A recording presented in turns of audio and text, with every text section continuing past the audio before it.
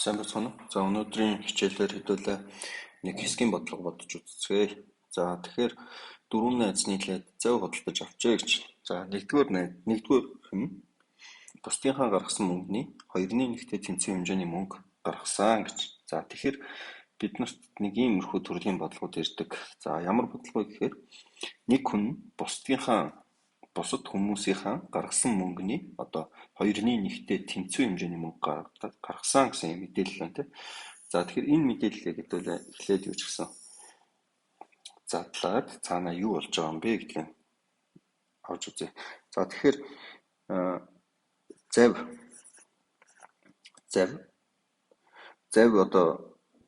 зав нэг тодорхой хэмжээнд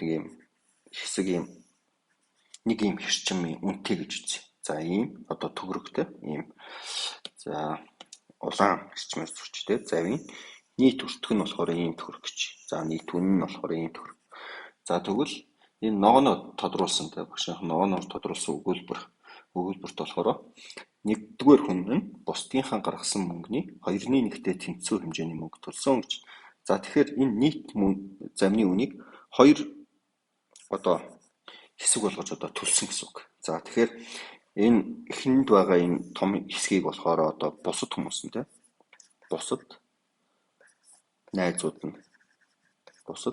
нь төлсөн. Харин үлдсэн энэ жижиг хэсгийг болохоор тэр нэгдүгээр хүн төлсөн гэд. Ингэж бол энэ өгүүлбэр бол ийм одоо утга санааг бол илэрхийлж байгаа. За тэгвэл одоо эндээс одоо ямар мэдээлэл гаргаж авч чадах вэ гэхээр бид нар за энэ нэгдүгээр хүний энэ төлсөн цэнхэр хэрчим бол яах вэ гэхээр энэ бусад найзынхын төлсөн энэ улаанаар үлдсэн энэ хэрчмийн 2-1-тэй тэнцвэр гэсэн мэдээлэл өгөгдсөн байгаа. За тэгвэл бид нар бол яаж чадах вэ гэхээр энэ бусад найзуудын төлсөн мөнгийг хоёрт хуваавал өөрөөр хоёр хэсэг болгож хуваавал нөгөө нэгдүгээр хүний төлсөн мөнгө энэ болно гэсэн үг. Тэгэхээр өөрөөр хэлбэл эндээс бол ямар зүйл гарч иж байна гэхээр одоо бусдынхаа гаргасан мөнгөний 2-1-тэй тэнцвэр хэмжээний мөнгө төлсөн гэх юм бол нэгдүгээр хүн нийт гаргасан одоо нэг замны мөнгөний 3-1 хэсгийг гаргасан болж таарна гэсэн. Өөрөөр хэлбэл энэ ногоон цэнхэр хэрчим, за энэ мөн цэнхэр хэрчим, за нэгдүгээр хүний анх гаргасан энэ цэнхэр хэрчим гурлаа тэнцвэр болж таарж байгаа. Ийм учраас нийт одоо энэ замны үнийг 3 хэсэг хуваагаад нэгдүгээр хүн 3-1 бол төлсөн гэсэн мэдээлэл гарч байгаа бохны. За тэгвэл яг үүнтэй адилхан цааш нь дараагийн өгүүлбэрүүд мөн адилхан. Хоёрдугаар хүн нь бусад хүнийхээ гаргасан мөнгөний 3-1-тэй тэнцвэр хэмжээний мөнгө гаргажээ гэж. За тэгвэл хоёрдугаар хүний мөнгийг бол хүн бол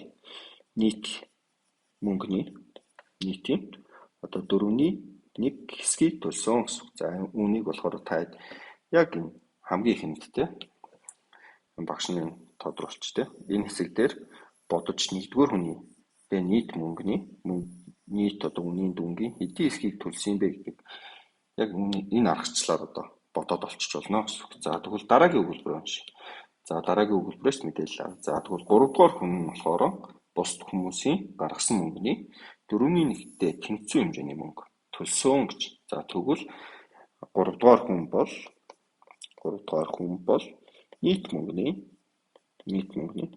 5-1 хэсгийг төлсөн гэсэн. 5-1 хэсэг. За харин дараагийн өгүүлбэрт болохоор яг үгээр 4-р хүн ийм хэмжээний мөнгө төлсөн гэсэн байна. За тэгэхээр 4-р хүний төлсөн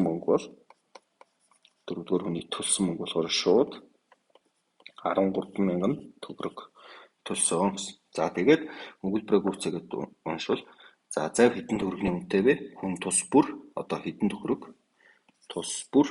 төгрөг одоо гаргасан бэ гэсэн мэдээллүүдийг олох юм байна. За тэгэхээр одоо ингээ гаргаад авсан тохиолдолд бид нар яах вэ гэхээр зарны нийт үнийг төдөн хэсэг гэж үзчих болно. За төдөн хэсэг. За тэгэхээр яах вэ гэхээр тэр замынхаа нийт үнийг нэг тодорхой тоогоор төд гэж үзэх гээд байна те. Нийт үн болохоор хэдийн хэсэг юм бэ гэдгийг үзэхийн тулд ямар тоо бол зүгээр вэ гэхээр за бид нарт бол нийт мөнгөний 3-1, нийт мөнгөний 4-1, нийт мөнгөний 5-1 гэсэн тодорхой хуваарьт нэг тоонууд байна тий. За тэгэхээр эднэрт хуваагддаг тоо шууд сонгоод авчвал их зүгээр. За тэгэхээр 5, 4, 3-т зэрэг хуваагддаг тоо бол 60 гэдэг тоо байгаа.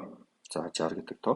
Тэгвэл нийт үн нь болохоор 60 хэсэг гэж үзчих. Нийт үн нь бол 60 хэсэг. За тэгвэл нэгдүгээр хүн хэдэн хэсгийг төлсөн бэ гэдгийг олж чадна. Нийтийн 3-1 гэсэн учраас 20 хэсэг. За тэр 20 хэсгийг бол гаргахдаа 60-ыг 3-т хуваагаад 1-ээр үлчилж байгаа шүү дээ. За хоёрдугаар хүн бол яг үгээр нийт мөнгөний өөрөөр хэлбэл 60 хэсгийн 4-1 гэсэн учраас 60-ыг 4-т хуваагаад 1-ээр үржүүлчих юм бол 15 хэсэг. За дараагийнх нь болохоор 3-дугаар хүн болохоор нийтийн 5-1 гэсэн учраас 60-ыг 5-т хуваагаад 1-ээр үржүүлчих юм бол 12 хэсэг.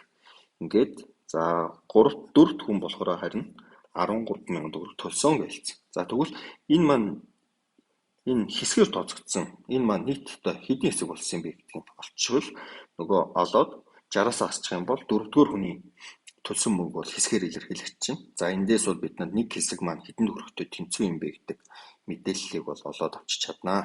За тэгэхээр энд бол нийтдээ эхний 3 хүний төлсөн мөнгийг хэсгээр илэрхийлвэл нийтдээ 50 47 хэсэг болчихно те 47 хэсэг. За түүнийг бол та нэмэд олчиж чадна те 20 дээр 15 нэмэх нь 12-ыг нэмээд гараад. За тэгвэл 3-дугаар хүн бол яг уу гэхээр 60 хэсгээс тэр бусд хүмүүсийн төлсөн 47 хэсгийг хасчих юм бол 13 хэсгийг бол төлсөн болж таарна гэсэн. Тэгэхээр эндээс бол яг уу гэхээр 13 хэсэг маань 13,000 төгрөгтэй тэнцүү болно. Тэгэхээр нэг хэсэг бол 1000 төгрөг болж таарах нэ. 1000 төгрөг болж таарах. За тэгвэл завь бол хэдэн төгрөгийн үнэтэй юм бэ гэдгийг олохдоо бид нар бол яг үгээр завьны үнэ олохдоо завийг бол бид нийтдээ 60 хэсэг гэж үзсэн. Тэгээ нэг хэсгийн үнэ болохоор 1000 төгрөг гэдээ олцсон учраас бид нар 60-ыг 1000-д үржих юм бол завь бол 60,000 төгрөг гэжээ. За эхний асуултанд хариулсан те завь ямар үнэтэй вэ гэсэн 60,000 төгрөг гэжээ. За тэгвэл нэгдүгээр хүн тус бүр ямар хэмжээний мөнгө төлсөн юм бэ гэсэн. За нэгдүгээр хүн бол 20 хэсгийг төлсөн. За тэгвэл 20-ыг нэг хэсэгт ногдох 1000-аар үржүүлчих юм бол нэгдүгээр хүн бол 20,000 төгрөг төлсөн. Хоёрдугаар хүн болохоор 15 хэсгийг төлсөн гэсэн учраас 15-ыг нэг хэсэгт ногдох 1000-аар үржүүлчихвэл 15,000 төгрөг. Гуравдугаар хүн болохоор 12 хэсэг буюу 12-ыг 1000-аар үржүүлчихвэл 12,000 төгрөг тус гаргажээ. За ингээд бодлого маань бүрэн туслаа.